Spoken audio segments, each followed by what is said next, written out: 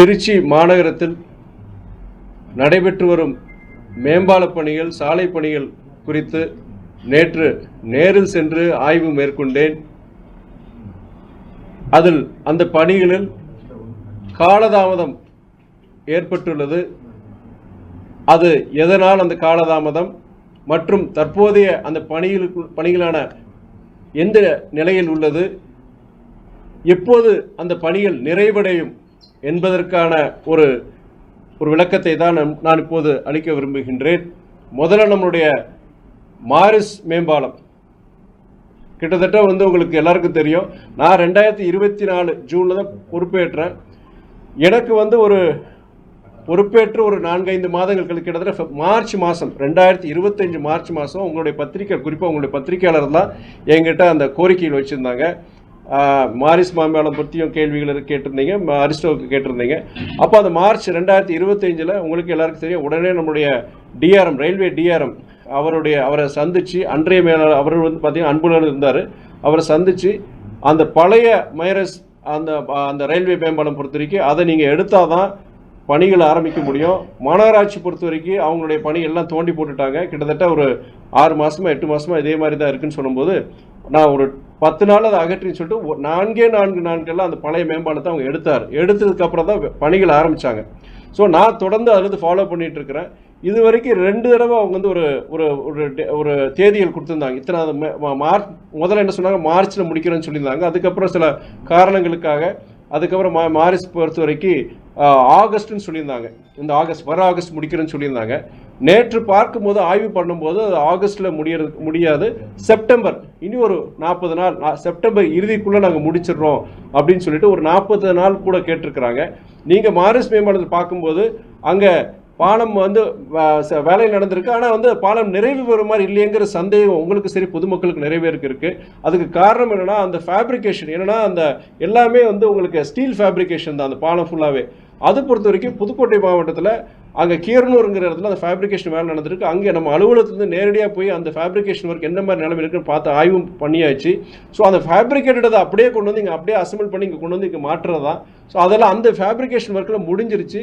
So எங்களுக்கு என்ன September இறுதிக்குள்ளே உங்களுக்கு பயன்பாட்டுக்கு வரும்னு சொல்லிட்டு யார், நம்முடைய மாநகராட்சி சார்ந்த அதிகாரிகளும் சரி, ரயில்வே துறை அதிகாரிகளும் அவங்க வாக்குறுதி கொடுத்துருக்குறாங்க. நானும் அதை செக் பண்ணிட்டேன்.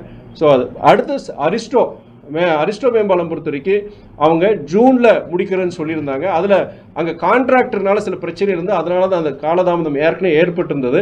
அதுக்கப்புறம் ரயில்வே துறை அமைச்சரை நேரில் சந்தித்து இந்த பிரச்சனை சொன்னதுக்கப்புறம் துரிதமான நடவடிக்கை, கடந்த கால சில தவறுகள்லாம் நடக்காத மாதிரி அவங்க ரயில்வே அதிகாரிகள் அதை ஒத்துழைச்சாங்க. ஆனால் இப்போ என்னென்னா, மேற்கொண்டு ஒரு 5 மாதங்கள் டிலேன்னு சொல்லியிருக்கிறாங்க. அது காரணங்கள் சொல்லியிருக்கிறாங்க. இப்போது அவங்க யார்கிட்ட கொடுத்த அந்த ஜூனுக்கு பதிலாக அவங்க டிசம்பர் 2026 அதில் கண்டிப்பாக நாங்கள் இறுதிக்குள்ளே நாங்கள் முடிச்சிருவோம், செயல்பாட்டுக்கு வந்துடும் சொல்லி அவங்க கொடுத்துருக்குறாங்க. 3வது பொறுத்த வரைக்கும் நம்முடைய டவுன் ஸ்டேஷனில் இருக்கிற மேம்பாலம், ரயில்வே மேம்பாலம் உங்களுக்கே தெரியும், 2012 அது சாங்ஷன் பண்ணியிருந்தாங்க. 2012 சாங்ஷன் பண்ணதுக்கப்புறம் லேண்ட் எக்விசிஷன், நில கையகப்படுத்துறதுல நிறைய பிரச்சனை இருந்தாலும் சுப்ரீம் கோர்ட் வரைக்கும் போனாங்க. அதுக்கப்புறம் 2018 தான் நில கையகப்படுத்துகிற அந்த இதெல்லாம் ஒரு தீர்வு ஏற்பட்டு 2023 தான் ஃபண்ட் சாங்ஷன்லாம் ஆகி அந்த பணிகள் தொடங்கினாங்க. 2023 ஆரம்பித்தாலுமே இப்போது வரைக்கும் பார்த்தீங்கன்னா கொஞ்சம் நிறைய காலதாமதம் ஏற்பட்டிருந்தது. இப்போ நான் நேற்று அந்த இடத்துல போயிருக்கும்போது அங்கே இருக்கிற எலக்ட்ரிக்கல் கேபிள் பொறுத்த வரைக்கும் அதை எடுத்தால் தான் அவங்க ரயில்வே துறை வேலை செய்ய முடியும்னு சொல்லும் பொழுது, அவங்க அங்கே இருக்கிற நம்மளுடைய மின்வாரிய அதிகாரிகளும் மூத்த அதிகாரி அவங்கள வரவழைச்சு பேசும்பொழுது அவங்களுக்குள்ள ஒரு ஒத்த கருத்து ஏற்படலை. நேற்று மாலை மறுபடியும் இங்கே ஆஃபீஸ் கூப்பிட்டு வச்சு கிட்டத்தட்ட ஒரு 1.5 மணி நேரம் நாங்கள் டிஸ்கஸ் பண்ணோம். ரயில்வே துறை அதிகாரிகள், மின்வாரியம், அங்கே நம்முடைய மாநில நெடுஞ்சாலைத்துறை அதிகாரி எல்லாருமே பேசியது. ஏன்னா ஒருத்தர் ஒன்று சொல்லிட்டு இருந்தாங்க. அந்த பணிகளில் ஒரு தொய்வு ஏற்பட்டிருந்தது. இன்று காலை மறுபடியும் அவங்களை வர சொல்லி ஒரு தீர்வு ஏற்பட்டுள்ளது. தீர்வு ஏற்பட்டு அவங்க உடனடியாக அந்த மின்வாரியம் பொறுத்த வரைக்கும் அந்த கேபிளை எடுத்துட்டு அங்கே டெம்பரரியாக எடுத்துட்டு அவங்களுடைய ரயில்வே துறை பொறுத்த வரைக்கும் அந்த இடத்துல அந்த வேலையை ஆரம்பிக்கிறதுக்கு உண்டான இதை சொல்லியிருக்கிறாங்க. அது என்னென்னா, உங்களுக்கு அவங்க சொல்லியிருக்கிறது நம்ம டவுன் ஸ்டேஷன் பொறுத்த வரைக்கும் அடுத்த ஆண்டு 2027 ஆகஸ்ட் இறுதிக்குள்ளே அது முடிஞ்சிடும் சொல்லியிருக்கிறாங்க.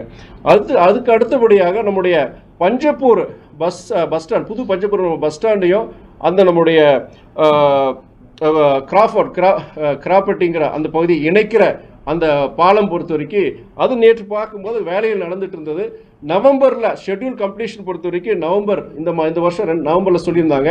அதில் அங்கே இருக்கிற மண்கண்டத்துடைய தன்மை கொஞ்சம் சவாலாக இருந்ததுனால அதில் ஒரு 2 மாதம் டிலே, ஜனவரி 2027, அடுத்த வருஷம் ஜனவரி 2027 உள்ள முடிஞ்சிடும்னு அவங்க சொல்லியிருக்கிறாங்க. அடுத்து முக்கியமான என்னென்னா, நம்மளுடைய உங்களுக்கே தெரியும் பஞ்சப்பூரில் இருக்கிற நம்முடைய மதுரை சென்னை அந்த தேசிய நெடுஞ்சாலையும் நம்முடைய திண்டுக்கல் நெடுஞ்சாலையும் கரூர் நெடுஞ்சாலையும் இணைக்கிற அந்த இணைப்பு சாலை லிங்க் ரோடு பொறுத்த வரைக்கும் உங்களுக்கு வந்து சாங்ஷன் வந்து போன வருஷம் 2025 சாங்ஷன் பண்ணியிருந்தாங்க. 18 மாதத்தில் முடிக்கிறேன்னு சொல்லியிருந்தாங்க. கிட்டத்தட்ட 10 கிலோமீட்டர், பல இடத்துல பார்த்தீங்கன்னா எலிவேட்டட் அந்த பிரிட்ஜ் மாதிரி சில இடங்களில் வருது. இது 3 ஃபேஸாக இருக்குது. ஃபேஸ் 1, ஃபேஸ் 2, ஃபேஸ் 3ன்னு இருக்குது. ஃபேஸ் 1, ஃபேஸ் 3க்கும் பொறுத்த வரைக்கும் அது தலா 2 கிலோமீட்டர். ஒன்று பஞ்சப்பூர்லேருந்து ஆரம்பிக்குது, ஃபேஸ் 3 பொறுத்த வரைக்கும் அங்கே கரூர் சம்பந்தம் அங்கேருந்து ஆரம்பிக்குது. அதை பொறுத்த வரைக்கும் என்ன ஏஎஸ் கொடுத்து அங்கே பணிகள் நடந்துட்டு இருக்கு. ஆனால் அங்கேயும் பொறுத்த வரைக்கும் நில கையப்படுத்துகிற பிரச்சனைகள் இருக்குது. அதே மாதிரி ரயில்வேல என்ஓசி வாங்குறதுலேயும் அவங்களுக்கு ப்ராப்ளம் இருக்குது அவங்களுக்கு.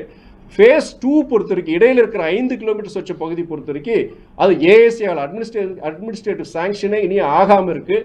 அது அதிகாரிட்டு கேட்டால் நான் இதுதான் காரணங்கள் சொல்லியிருக்கிறாங்க. பட் என்னன்னா, இது நம்மளுடைய அந்த பஞ்சப்பூர்லேருந்து நம்ம கரூர் போகிற அந்த இணைப்பு சாலை இருக்குது பார்த்தீங்களா, நம்ம Madurai road, Dindigul road, Karur road இணைக்கிற சாலை பொறுத்த வரைக்கும் அது சவாலான ஒரு ப்ராஜெக்ட். அது ஆக்சுவலி அது வந்து இது கடந்த கால அனுபவங்கள்லாம் பார்க்கும்போது எனக்கு என்னென்னா, அது குறைஞ்சபட்சம் 15-20 வருஷம் வரைக்கும் இழுக்கலாங்கிற ஒரு இது இருக்கு. ஓப்பனாக அவங்ககிட்ட சொல்லிடுறேன் நான். ஆனால் நான் என்ன சொல்லியிருக்கேன்னா, அந்த கான்ட்ராக்டர் சரி, அங்கே இருக்கிற நம்மளுடைய அதிகாரிகள் சரி, நம்மளுடைய அதிகாரிகள் எல்லார்கிட்டையும் என்ன சொல்லியிருக்கிறேன்னா, நம்ம கடந்த கால அனுபவம் போய் நம்ம சொல்லியிருக்கோம். பல பிரிட்ஜஸ், பல பாலங்கள், பல சாலையை பொறுத்த வரைக்கும் உங்களுக்கே தெரியும் இவ்வளோ காலதாமதமாக இருக்குது. ஆனால் இவ்வளோ சவாலாக இருக்கிற நம்ம அந்த இணைப்பு சாலை பொறுத்த வரைக்கும் எல்லாரும் ஒருங்கிணைந்து செயல்படலாம் செய்யலைன்னா அது 15-20 வருஷம் ப்ராஜெக்டாக மாறிடுன்னு சொல்லியிருக்கிறேன். இன்னொரு நான் என்ன இந்த அதிகாரிகள் கிட்ட நான் கேட்டிருக்கிறேன், நான் எதனால் இந்த டிலே, நம்மளுடைய மாரிஸாக இருக்கட்டும், அரிஸ்டாவாக இருக்கட்டும், மறுபடியும் ஒரு 2 மாரிஸ் பொறுத்த வரைக்கும் கிட்டத்தட்ட 1.5 மாதம் டிலே ஆகிருக்கு. அரிஸ்டோவை பொறுத்த வரைக்கும் கிட்டத்தட்ட 5 மாதம் டிலே ஆயிருக்கு. இது எதனால காரணம் சொல்லும்போது அவங்க சொன்ன காரணங்கள் என்னன்னா, இந்த கேஸ் சிலிண்டர் தட்டுப்பாடு அந்த இது பொறுத்த வரைக்கும் அங்கே ஃபேப்ரிகேஷன் பண்ணுறாங்க, வெல்டிங் பண்ணுறாங்க, அதுக்கு உண்டான தட்டுப்பாடு இருந்ததுனால எங்களுக்கு வந்து கொஞ்சம் தாமதம் ஆயிடுச்சு. அதுவும் இல்லாமல் இந்த 2 மாதம் அந்த எலெக்ஷன் டைம்னால அஸ்ஸாம், வெஸ்ட் பெங்கால், கேரளா போன்ற வெளி மாநிலங்கள்லேருந்து வந்த தொழிலாளர்கள் பொறுத்த வரைக்கும் எலெக்ஷன் டியூ அவங்களுக்கான வெளியே போயிட்டாங்க. அதுலேயும் எங்களுக்கு ஒரு ப்ராப்ளம் ஏற்படுத்தி சொன்னாங்க. அதில் ஏற்படுது இல்லைன்னு சொல்லியிருக்கிறேன் நான். இதெல்லாம் நீங்கள் பல இதை கருத்தில் கொண்டு தான் நீங்கள் எனக்கு ஒரு எஸ்டிமேட் கொடுக்குறீங்க.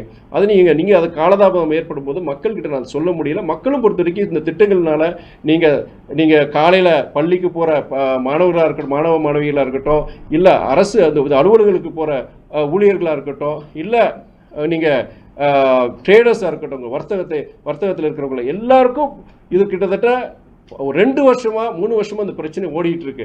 தயவு செய்து இனிமே எனக்கு காலதாமம் ஆகக்கூடாது. யாருக்கு நீங்கள் வீக்லி ஷெட்யூல் எனக்கு கொடுத்துட்டு இருக்கீங்க. மேற்கொண்டு பொறுத்த வரைக்கும் நீங்கள் ஷெட்யூல் படி எனக்கு சொன்னபடி இதுதான் ஃபைனல். இதுக்கு மேலே வந்து டிலே இருக்கக்கூடாது. எஸ்பெஷலி மாரிஸ் பாலத்துக்கு சரி, நம்ம அரிஸ்டோ பாலத்துக்கு சரி இருக்கக்கூடாதுன்னு சொல்லியிருக்கிறேன். டவுன் ஸ்டேஷன் பாலத்தை பொறுத்த வரைக்குமே அவங்க அஷூரன்ஸ் கொடுத்துருக்குறாங்க. அவங்க அதனால் இனி வர்ற காலங்களை பொறுத்த வரைக்கும் அவங்க சொன்ன ஷெட்யூல் படி முடிச்சிருவாங்கிற நம்பிக்கை எனக்கு இருக்குது. கொஸ்டின்ஸுக்கு வேறு இன்னும் அடுத்து என்னென்னா, நம்ம உங்களுக்கு எல்லாருக்கும் தெரியும், நம்ம இங்கே திருச்சியிலிருந்து இங்கே ஒரு காலை நேர சேவை இங்கேருந்து நம்ம திருப்பதிக்கு போகிற ஒரு ரயில் சேவை வந்து வேணும்னு சொல்லிட்டு பல வருஷங்களாக நீங்கள் பல பேர் கோரிக்கை வச்சுருந்தாங்க, ஜனங்க வச்சுருந்தா மீடியாவில் அவங்க கேட்டிருந்தாங்க. நான் ரயில்வே துறை அமைச்சர்கிட்ட ஒரு பகல் நேர சேவை, ஒரு இன்டர்சிட்டி எக்ஸ்பிரஸ் ஒன்று எங்களுக்கு ஒரு பெங்களூருக்கு வேணும், எர்ணாகுளத்துக்கு கொச்சினுக்கு ஒன்று வேணும், திருப்பதிக்கு வேணும், இந்த 3 இடத்துக்கு கண்டிப்பாக எங்களுக்கு வேணும்னு சொல்லும்போது ஏதோ ஒன்று நான் கண்டிப்பாக செஞ்சு தரேன்னு சொல்லியிருந்தாரு. அந்த வாக்குறுதியின்படி என்னன்னா, அவர் இது சம்மந்தமாக பலரும் நான் பேசியிருக்கேன், ரயில்வே துறை அமைச்சர்கிட்ட பேசியிருக்கிறேன். நம்மளுடைய மானிய கோரிக்கை அதுலேயுமே நான் நாடாளுமன்றத்தில் இதை பற்றி நான் பேசியிருக்கிறேன், இந்த தேவையை பற்றி நான் சொல்லியிருக்கிறேன் நான். இப்போ வந்து அவங்க ரயில்வே துறை அமைச்சகம் பொறுத்த வரைக்கும் நம்ம திருச்சியிலிருந்து நம்ம திருப்பதி வரைக்கும், திருப்பதி மூலிமா குண்டூர் போகிற அந்த ட்ரெயின், யார்கிட்டையும் அந்த ட்ரெயின் குண்டூர் திருப்பதி ட்ரெயின் இருந்தது, அது திருச்சி வரைக்கும் அவங்க நீட்டிச்சிருக்கிறாங்க. நம்ம ரிக்வஸ்ட் கேட்டு நீட்டிச்சிருக்கிறாங்க. பகல் நேர சேவை நமக்கு ரொம்ப நாள் கழிச்சு நமக்கு வந்து திருச்சியிலேருந்து திருப்பதிக்கு போகக்கூடிய ரயில் சேவை இப்போ கிடைச்சிருக்கு. இதுக்கு நான் ஒன்றிய ரயில்வே துறை அமைச்சர் திரு அஸ்வினி வைஷ்ணவ் அவர்களுக்கும் ஒன்றிய அமைச்சகத்துக்கும் என்னுடைய நன்றியை நான் தெரிவிச்சுக்கிறேன். அதே வேளையில் திருச்சி விமான நிலையம் பொறுத்தவரை முக்கியமான ஒரு நான் சொல்லணும். உங்களுக்கு தெரியும், திருச்சி விமான நிலையம் பொறுத்தவரை சர்வதேச விமான நிலையம் ரொம்ப வேகமாக வளர்ந்துட்டு இருக்கு. வருஷம் வந்து உங்களுக்கு பேசஞ்சருடைய இது வந்து எண்ணிக்கை வந்து பன்மடங்கு நீங்கள் வளர்ந்துட்டு இருக்கு. அதே நேரத்தில் உங்கள் திருச்சி பன்னாட்டு விமான நிலையத்தினுடைய கட்டடம் அந்த இது பொறுத்த வரைக்கும் அது உங்களுக்கு சில வருடங்களுக்கு முன்பு நம்முடைய மாண்புமிகு பிரதம மந்திரி வந்து திறந்து வச்சுட்டு போனார். அது என்னன்னா கிட்டத்தட்ட 20 வருஷ தேவைகளை மனசில் வச்சுக்கிட்டு அவ்வளோ பெருசு கட்டிடத்தை அவங்க கட்டி கொடுத்தாங்க. ஆனால் இன்னொன்று என்னன்னா அந்த ஓடுதளம் ரன்வே எக்ஸ்பேன்ஷன் அது முடிக்கலைன்னா நீங்கள் இவ்வளோ பெரிய விமான நிலையத்தை கட்டி அது புரோஜனம் இல்லாமல் போயிருந்தா அது எல்லாருடைய இது. அதே நேரத்தில் என்னன்னா இப்போ அந்த விமான நில ஓடுதளத்துக்கு விரிவாக்கத்துக்குடைய நிலம் அது ஒரு மிகப்பெரிய பிரச்சனையாக இருந்தது. நான் 2024 ஜூனில் நான் பொறுப்பேற்கும் போது எங்கிட்ட முக்கியமான கோரிக்கை என்ன சொன்னாங்கன்னா, அந்த ஓடுதளம் பொறுத்த வரைக்கும் கிட்டத்தட்ட 15 வருஷமாக ப்ராப்ளம் இருக்குன்னு சொல்லும் பொழுது கண்டிப்பாக நான் முயற்சி செய்வேன்னு சொன்னேன். அந்த நில கையகப்படுத்துறதுல கிட்டத்தட்ட 100% அது முடிஞ்சிருச்சு. போன ப்ரெஸ் மீட்டில் உங்கள்கிட்ட சொல்லியிருந்தேன். முடிஞ்சு நம்முடைய திருச்சி விமான நிலைய நிர்வாகம் அந்த நிலவை கையகப்படுத்தக்கூடிய நிலத்தில் நாங்கள் முடிச்சுட்டோம். அது கிட்டத்தட்ட நம்மளுடைய அது பாராட்டுகள் என்னன்னா எனக்கு மாத்திரம் கிடையாது, இங்கே இருக்கிற மாவட்ட நிர்வாகம் குறிப்பாக நம்மளுடைய மாவட்ட ஆட்சியர், நம்முடைய நம்முடைய மாவட்ட ஆட்சியத்தில் இருக்கிற அதிகாரிகள் அவங்களுடைய ஒத்துழைப்பு அவங்களுடைய உழைப்பில் கிடைச்சது தான் நிறைய மக்கள் அது கொடுத்துருக்குறாங்க. அந்த நிலத்தையும் கொடுத்துருக்குறாங்க. அவங்க எல்லாருக்கும் நன்றி சொல்கிறேன். நான் நிலத்தெல்லாம் கையகப்படுத்தாச்சு, ரொம்ப சிரமப்பட்டு கையகப்படுத்தி 100% முடிச்சாச்சு. இப்போ என்னன்னா அந்த கையகப்படுத்த நிலத்தில் வந்து கிட்டத்தட்ட 350 கோடி அதை விரிவாக்கப்படி அந்த பணியில் பண்ணுறதுக்கு கிட்டத்தட்ட 350 கோடி தேவையான டீட்டெயில் ப்ராஜெக்ட் ரிப்போர்ட் விரிவான திட்ட அறிக்கை அதை வந்து திருச்சி விமான நிலைய நிர்வாகம் வந்து இந்திய விமான நிலைய ஆணையத்துக்கு ஏர்போர்ட்ஸ் அத்தாரிட்டி ஆஃப் இந்தியாவுக்கு அவங்க அனுப்பிச்சிருக்கிறாங்க. கிட்டத்தட்ட பல மாதங்கள் ஆயிடுச்சு. கிட்டத்தட்ட மார்ச் மாதமே அவங்க அனுப்பிச்சிட்டாங்க. அவங்க 350 கோடி தேவைன்னு சொல்லி அனுப்பிச்சிருக்கிறாங்க. ஆனால் இதுவரைக்கும் அந்த நிதி எப்போ வரும் எப்போ கிடைக்கிற எந்தவித பதிலும் கிடையாது, எதுவும் கிடையாது. இதில் முக்கியமான இன்னொரு விஷயம் என்னன்னா, இப்போ தற்சமே இருக்கிற விமான நிலையம் அந்த ரன்வே இருக்கு பார்த்தீங்களா, 2 பக்கம் இருக்கிற அந்த சாயிலுடைய அந்த இது மண்ணுடைய தன்மையை பொறுத்த வரைக்கும் அது குறிப்பிட்ட அளவு இருக்குன்னு சொல்லுவாங்க. அதுக்கு வந்து என்னன்னா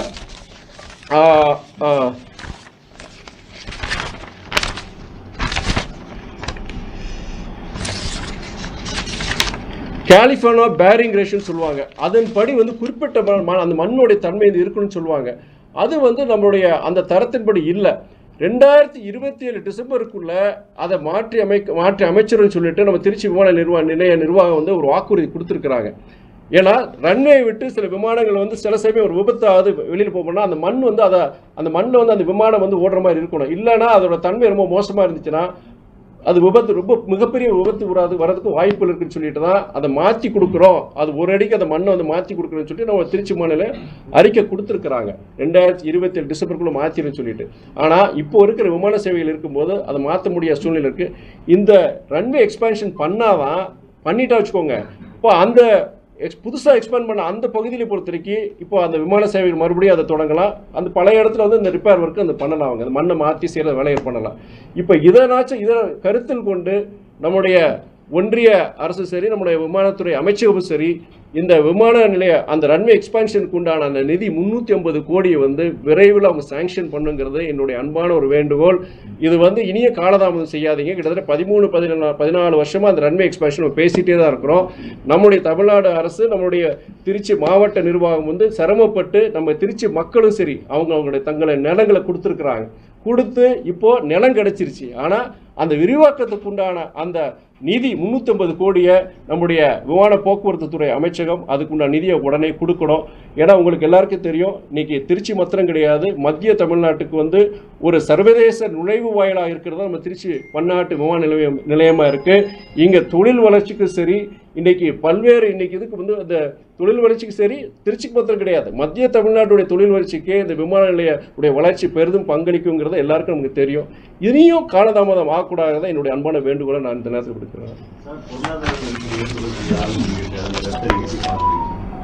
பொருளாதார நீங்க அவர் சொல்ற காரணம் பத்தி உங்களுக்கே தெரியும். நீங்கள் மேற்கு ஆசிய பகுதியில் பொறுத்த வரைக்கும் நடக்கிற அந்த போர் காரணமாக, ஒரு பதட்டமான சூழ்நிலை காரணமாக நீங்கள் ஏற்கனவே உங்களுக்கு தெரியும், உங்களுக்கு கச்சா எண்ணெயுடைய அந்த வருகை நமக்கு கிடைக்காதனால உங்களுக்கு எல்பிஜி கேஸ் சிலிண்டராக இருக்கட்டும், பெட்ரோல் டீசலுடைய விலையெல்லாம் இப்போ கூடிடுச்சு. இப்போ 4வது முறை அதை விலையை ஏற்றிருக்கிறாங்க. இப்போது இதோடைய இம்பேக்ட் பொறுத்த வரைக்கும் சாதாரண ஜனங்கள், மிடில் கிளாஸ் மற்றும் சாதாரண ஜனங்களுக்கு வந்து வறுமை கோட்டுகளில் இருக்கிற ஜனங்களுக்கு தான் மிகப்பெரிய பாதிப்பை உருவாக்கும். ஏற்கனவே உங்களுக்கு அந்த கமர்ஷியல் சிலிண்டர் பொறுத்த வரைக்கும் பல மடங்கு ஏற்றிருக்கிறாங்க. இன்றைக்கி ஒரு அந்த அவங்க கிட்டத்தட்ட 4000 ரூபா 5000 ரூபா கொடுத்தா கூட இன்றைக்கி சிலிண்டர் கிடைக்க முடியாதனால பல கையேந்தி சாதாரண ஹோட்டல்கள் நிறைய இது மூடிட்டாங்க இன்றைக்கி. இப்போ என்னென்னா இந்த பெட்ரோல் டீசல் விலை உயர்வுனால உங்களுக்கு வந்து உங்களுக்கு இன்றைக்கி சரக்கு போக்குவரத்துடைய இது பொறுத்த வரைக்கும் அதோடைய காஸ்ட் வந்து இன்க்ரீஸ் ஆகிறதுக்கு நிறைய வாய்ப்புகள் இருக்குது.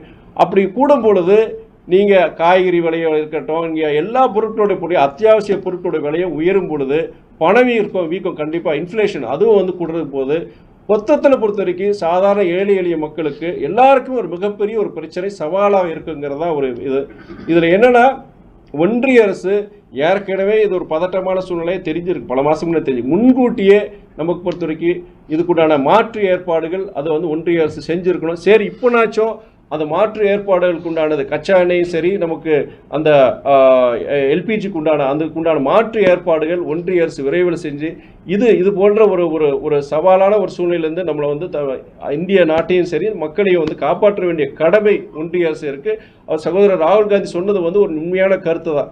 ஏன்னா வந்து உங்களுக்கே தெரியும், பெட்ரோல் டீசல் இவ்வளோ கூட்டிட்டாங்க. கிட்டத்தட்ட இன்றைக்கி டீசல் பொறுத்த வரைக்கும் பெட்ரோல் பொறுத்த 105 ரூபாய் வரைக்கும் வந்துருச்சு. இப்போ டீசல் காஸ்ட்டு 96 ரூபாய்க்கு வந்துருச்சு. கமர்ஷியல் கேஸ் சிலிண்டர் கிடைக்க மாட்டேங்க. இப்படியே போச்சுன்னா நாளைக்கு இனியும் இந்த ஒரு சவாலான சூழ்நிலை அவர் இன்ஃபேக்ட் ஊரடங்கு உத்தரவு கூட வரலாம்ங்கிற மாதிரி ஒரு பேச்சு இருக்குது. இப்படி இருக்க சூழ்நிலை ஒன்றிய அரசு இதில் அதிக கவனம் செலுத்தி இதுக்கு ஒரு தீர்வு கொடுக்கணும்.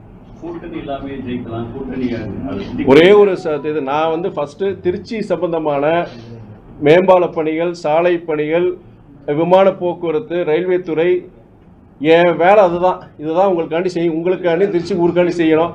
இதில் ஏதாவது உங்களுக்கு நீங்கள் கேள்வி கேட்டீங்கன்னா ஜனங்க மத்தியில் பல்வேறு சந்தேகங்கள் இருக்குது, அவங்களுக்கு வந்து பல்வேறு கருத்துகள் இருக்குது. நீங்கள் கேட்குற கேள்விகள் மூலிமா அவங்களுக்கு ஒரு பதிலாக போக முடியும். ஏன்னா அதுக்காண்டி தான் கேட்குறேன்.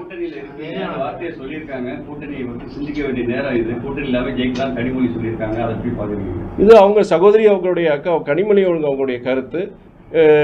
அது நீங்கள் அவங்ககிட்ட தான் கேட்கணும். எங்களை பொறுத்த வரைக்கும் எங்கள் இயக்கம் மறுமலர்ச்சி திமுக பொறுத்த வரைக்கும் நாங்கள் எங்கள் இயக்கத்தை வலுப்படுத்தணும். அது எங்கள் அதை பற்றி நான் சொல்ல முடியும். கூட்டணி பொறுத்த வரைக்கும் அவங்க கருத்து வந்து நீங்கள் அவங்ககிட்ட தான் நீங்கள் கேட்கணும், அக்கா கிட்ட தான் கேட்கணும். இல்லை, அவங்க என்ன சொல்லியிருக்காங்க நான் பார்த்தேன், நான் படித்தேன். அவங்க என்ன சொல்லியிருக்கிறாங்கன்னா வர்ற காலங்களில் பொறுத்த வரைக்கும் கூட்டணி பலம் இல்லாமலே நமக்கு திமுக வெற்றி பெறக்கூடிய ஒரு சூழ்நிலையை உருவாக்கணும், கட்சியை வலுப்படுத்தணும்னு சொல்லியிருக்காங்க. அது எந்த ஒரு இயக்கமும் அதே கருத்தை நாங்களும் சொல்லலாம் இல்லையா? நாங்களும் சொல்லலாம், பிற இயக்கங்களும் சொல்லலாம். அது ஒரு இயக்கத்திற்கு உண்டான ஒரு வளர்ச்சிக்காண்டியோ இயக்க நலனுக்காகவும் சொல்ல வேண்டிய கருத்து. அது அவங்களுடைய திமுகக்காண்டி அவங்க சொல்கிற கருத்து. இப்போ அதே கருத்து வந்து எல்லா கட்சிகளுக்கும் உகந்தது தான். கூட்டணி எல்லாமே ஜெயிக்கலாம் அப்படிங்கிற மாதிரி சொல்லியிருப்பாங்களோ? அதாவது கேள்வியும் நானே பதிலும் நானேங்கிற நீங்களே சொல்லிட்டீங்க நீங்கள். அதனால் வந்து என்னென்னா அவங்க கருத்து அது வந்து என்ன எல்லாருக்கும் அது பொருந்தும். என்னென்னா கூட்டணி இல்லை, நம்ம தனிச்சு நிற்கணும், நமக்குன்னு ஒரு தனித்தன்மை இருக்கணுங்கிறது எல்லா கட்சிக்காரர்களுடைய விருப்பம். அது பொறுத்த வரைக்கும் அவங்க கருத்து தவறுல தான் சொல்லுவாங்க.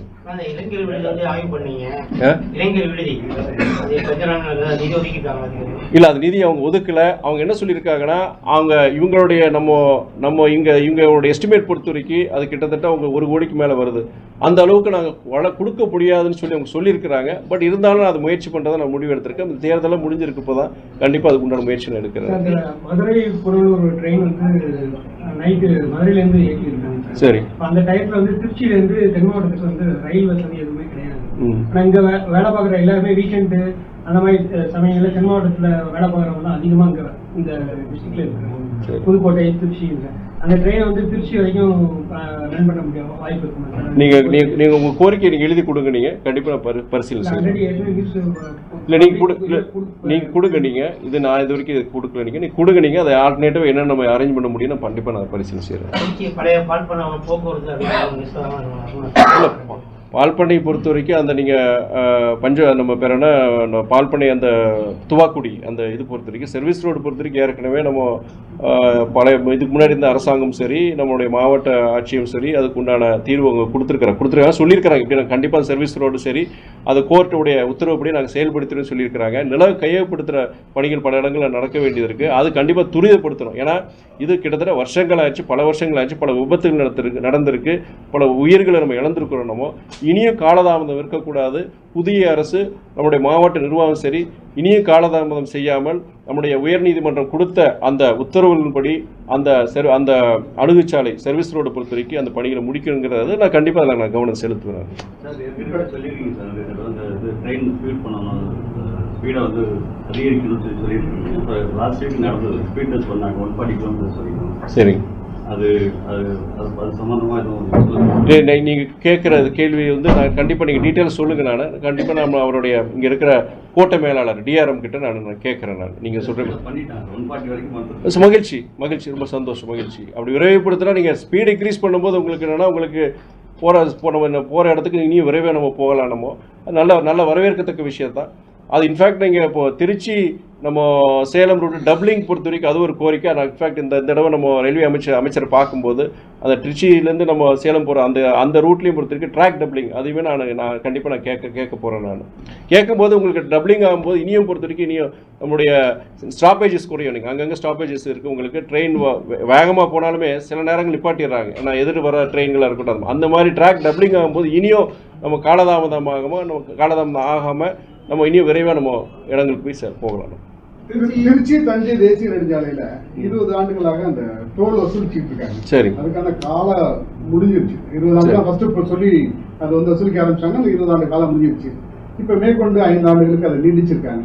இப்போ கிட்டத்தட்ட இந்தியாவிலேயே தமிழ்நாட்டில் தான் அதிகமான டோல்கள் இருக்குன்னு நினைக்கிறேன். அந்த எண்ணிக்கையை குறைக்கிறதுக்கு உங்களோட முயற்சி என்ன? இது வரைக்கும் நான் சம்பந்தமாக வெளிப்படையாக சொல்லிடுறேன். நீங்கள் அந்த டோல் பொறுத்த வரைக்கும் குறிப்பிட்ட வருஷங்கள் வரைக்கும் தான் அவங்க இயங்கணும். அதுக்கப்புறம் பொறுத்த வரைக்கும் அவங்க அந்த டோல்கள் அங்கே இது வாங்கக்கூடாதுங்கிற ஒரு இது இருக்குது. அங்கே சில இடங்கள் எக்ஸ்டென்ஷன் கொடுத்துருக்குறாங்க.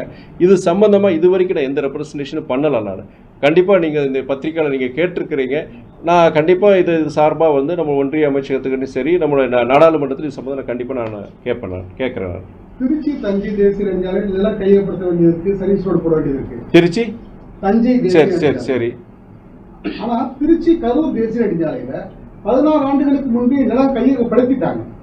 படுத்தின நிலத்தை, பணம் கொடுத்த நிலத்தை இன்னும் அந்த விவசாயிகள் அந்த மக்கள் தான் பயன்படுத்திட்டு இருக்காங்க.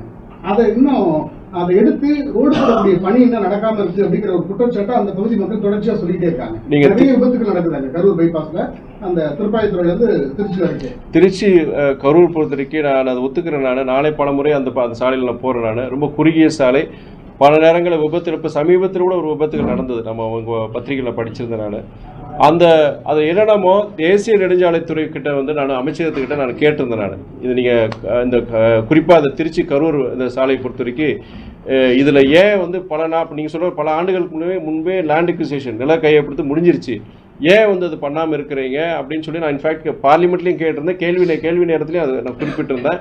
அது சரியான பதில் எனக்கு கிடைக்காத பட்சத்தில் அமைச்சரை நேரில் போய் சந்தித்து நான் கேட்ட கேள்வி கூட சரியான பதில் எனக்கு கிடைக்கலன்னு சொல்லிட்டு இதை பற்றி நான் கேட்கும்போது அவங்க என்ன சொன்னாங்கன்னா, நீங்கள் இந்த திருச்சி கரூர் நெடுஞ்சாலை ஒரு சைடு உங்களுக்கு தெரியும் 6 இருக்குது, ஒரு சைடு வந்து உங்களுக்கு ட்ராக் இருக்குது. உங்களுக்கு இதில் என்னென்னா மேற்கொண்டு அங்கே வந்து விரிவுபடுத்துறதுக்கு உண்டான அங்கே சூழல் கிடையாது.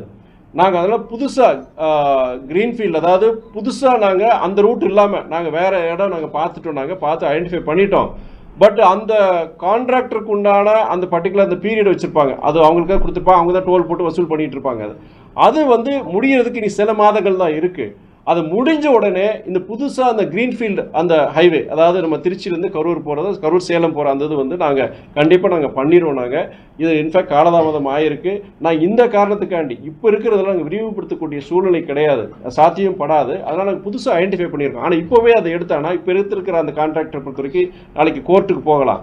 இந்த சூழல் பொறுத்தவரைக்கும் எடுக்க முடியாது. பட் இது நாங்கள் கண்டிப்பாக நான் செய்யணும்னு சொல்லிட்டு நேரடியாக அமைச்சரே அதிகாரி மூலிமா எனக்கு பதில் சொல்லியிருந்தார். ஆனால் அந்த திருச்சி கரூர் பொறுத்த வரைக்கும் அது செய்ய வேண்டிய விஷயம். ஏன்னா பல உயிரிழப்புகள், நானே போகும்போது நான் ரொம்ப பயப்படுற ரூட் வந்து அந்த திருச்சி கரூர் ரூட். நான் ஒத்துக்கிறேன். அது கண்டிப்பாக என்னுடைய அதிக கவனமும் அதில் செலுத்துவேன் நான். இப்ப கடலுக்குள்ள எல்லாம் பாலம் கட்டிட்டு இருக்காங்க. சரி. இப்ப அந்த அதிகமட்டில எல்லாம் பாத்தீங்கன்னா அந்த சுரங்கப்பாதை கட்டுறதுக்கு வாய்ப்பே இல்லை அப்படிங்கிற மாதிரி உங்கள்கிட்ட சொல்லியிருக்காங்க ரயில்வே அதிகாரிகள். அது ஒரு மாற்று பாதை, ஒரு மாற்று வழி கண்டுபிடிச்சா விபத்துகள் குறையும். கொஞ்சம் அந்த மக்கள் எல்லாம் பிரிஞ்சு கிடக்குறாங்க. அதுக்கான சுரங்கப்பாதை மாதிரியான விஷயங்களை உருவாக்க முடியுமாங்க? எங்க சொல்றீங்க நீங்க? அரியமங்கலம், திருவரம்பூர், மக்கள் அதிகமாக இருக்கக்கூடிய பகுதிகள் இல்ல, நீங்க ரயில்வே சொல்றீங்களா? அதாவது நிறைய இடங்களில் ரயில்வேஸ் பொறுத்த வரைக்கும் நான் கடந்த இந்த ஒரு 1.25 வருஷத்துல கிட்டத்தட்ட பல்வேறு இடங்களில் வந்து ஆர்ஓபிஸும் சரி, வெஹிக்குலர் அண்டர் பாசஸும் சரி, பல்வேறு இது நான் சாங்ஷன் இப்போ கொடுத்துட்டாங்க. அவங்க சாங்ஷன் கொடுத்துருக்காங்க. சிலது வந்து டிசைன் இதில் இருக்குது, சிலது இன்ஃபேக்ட் வேலை பணிகள் நடந்துகிட்ருக்கு. உங்களுக்கு சில இடங்களில் பொறுத்த வரைக்கும் நம்ம மக்கள்கிட்ட ஒத்துழைப்பு இல்லைங்க. அதாவது அங்கே 4 வீடு இருக்கும், 5 வீடு இருக்கும். அங்கே வந்து பொறுத்த வரைக்கும் என்ன சொல்கிறாங்கன்னா, அந்த பகுதி வந்து ரயில்வேஸ் என்ன சொல்கிறாங்க, நாங்கள் எடுத்து பண்ணுறதுக்கு தயாராக இருக்கிறோம். ஆனால் நீங்கள் அங்கே பொறுத்த வரைக்கும் அந்த நில கையப்படுத்துறதுல எங்களுக்கு அது ஒத்துழைக்கணும். அந்த ஜனங்க அவங்க எதிர்ப்பு தெரிவித்தாங்கன்னா அதுக்குள்ளே நாங்கள் போகிறதுக்கு விரும்பலை. நாங்கள் ஃபண்டு முதல்ல நாங்கள் சேங்ஷன் பண்ணிடுவோம். நான் இப்போ எனக்கு டக்குன்னு ஞாபகம் வரல, 2-3 இடங்கள் அதை பற்றி அதனால தான் நிற்குது. இப்போது நானும் அந்த சம்மந்தப்பட்ட அது கவுன்சிலர் அவர்கிட்டயே நேரடியாக பலமுறை நான் பேசியிருக்கிறேன்.